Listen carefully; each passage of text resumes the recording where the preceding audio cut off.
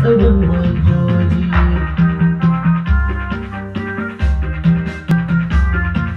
Domin isa ni zara batula matar Ali kwamandan sojoji.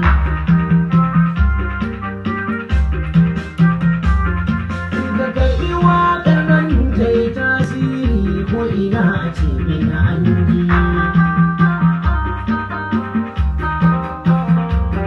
Idan isar annabin nan wanda ko kalmarsa kai sai ya ji.